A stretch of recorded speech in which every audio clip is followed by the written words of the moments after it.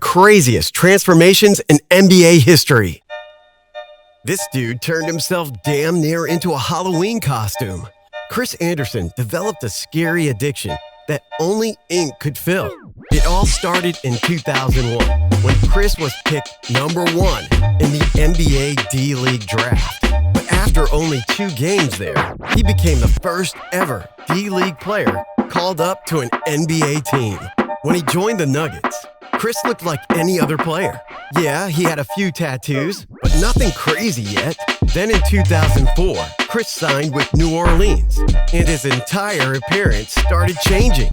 Chris started putting on 15 tattoos a season, and no one understood why he was getting tatted so much. Little did the world know, Chris was living a secret double life. And in 2006, it was brought to light.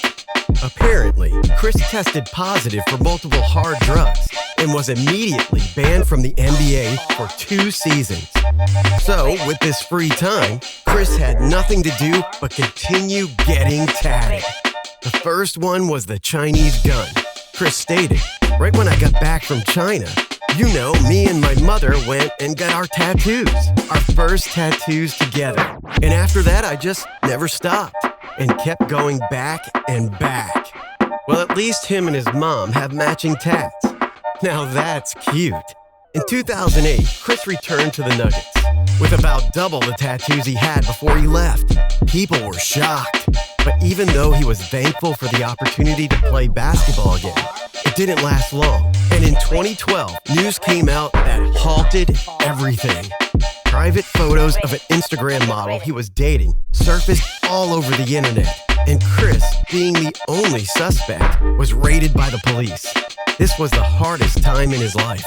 Even worse is that it turned out it was a hacker who leaked the photos. And to be honest, the entire situation gets really complex, and the accusations get more serious. He was even let go from the Nuggets.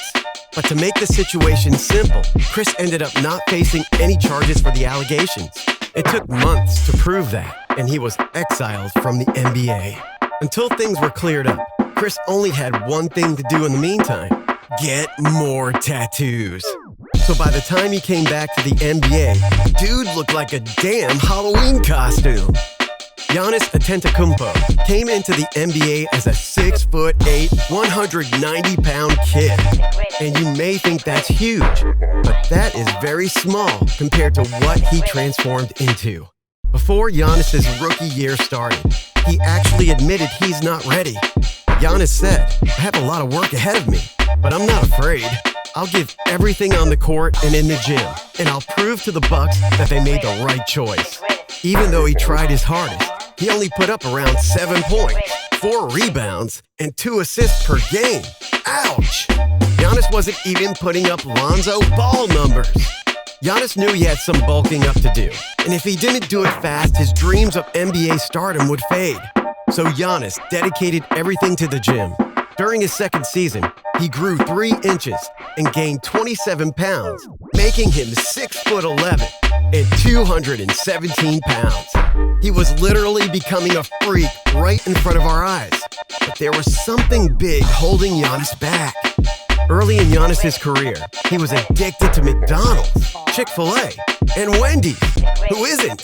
He knew if he didn't give up the Big Macs and Baconators, his career and health would be ruined. So he started eating 6 meals a day, all filled with clean carbs, protein, fruits, and vegetables. And he locked himself into the gym 6 days a week. Within just a few seasons, he went from a bench player to the face of the league. Giannis put on nearly 25 pounds, now weighing 242 pounds. His 12-inch hands became the biggest in the NBA, and his Achilles grew to 13.5 inches, double the length of an average male. I mean, that right there is why Giannis can do this. It has been incredible. Here he comes again. Goodness, and the Greek basketball god raining down on the Pistons. This dude crossed the entire court with one dribble. Jesus! Coming off back-to-back MVP seasons, Giannis just put up 29.5 points, 13.6 rebounds, and 5.6 assists per game. I mean, there's a reason they call him the Greek Freak. And I get it, yeah, Giannis is a freak. what people have never accepted is Steven Adams' transformation. Steven came into the NBA as a pretty normal-looking dude. I mean, if you consider being 7 foot and 250 pounds normal, he had no tattoos in sight and an average haircut. So he didn't stand out at all. And in 2013, he was drafted with the 12th pick to the Thunder, putting up a whopping 3.3 points in an appearance. And with that, he got to work. But, things got off to a rocky start. I mean, the dude grew out a mustache that should have had him banned from being anywhere near a school. Like, look at this. Are you seeing this? I don't even want him near me. Thankfully, a year later, he decided he was done being a creep, or so I thought. I don't know how he managed to do it, but he needs to stay even further away from school. That he was just tired of spending $60 on a haircut. Dude, you just signed to a $100 million contract. Why do you even care about 60 bucks? Never mind. You do you, I guess. But at least Adams didn't turn into a complete freak. Dennis Rodman was just drafted to the Pistons, and at the time, he looked like every other NBA player. But this wasn't going to last for long. The first time we saw Dennis get experimental with his look was in 1993, when he was traded to the Spurs. It sparked something odd in Rodman. He started dyeing his hair ridiculous colors. And I'm talking colors like green and orange. This was in the 90s. You know, it was a conservative time. Tattoos and hair coloring just wasn't accepted in society. So Rodman had a hard time fitting in. He was constantly being judged and perceived as crazy just for dyeing his hair. But this was only the beginning. When Rodman was traded to the Bulls, joining Michael Jordan in 1995, he found something he'd been looking for his entire life: acceptance. You'd think being on a championship team with Michael Jordan, they wouldn't want any distractions.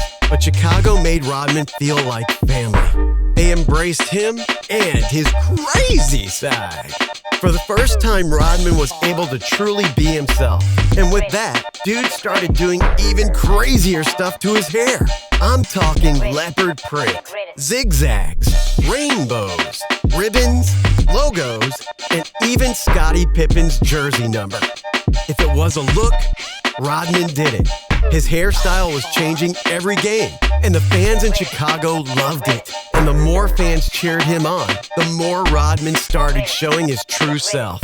Hoop earrings, nose piercings, dresses, fur coats, tattoos, painted nails. Rodman was the first NBA player to ever portray himself like this. And when he was asked why, he said, "Chicago really embraced me so much. If I did anything, people would stand up and cheer. I never got that before. I was so happy, energetic, alive, and exuberant. Dyeing my hair, dressing in drag, it just all came natural to me." At first, people were uncomfortable with Rodman's look, but they came to accept it. That's enough of getting crazy for us here. If you like this video, make sure to like, comment, and subscribe. And don't forget to press the bell icon. Thank you for watching.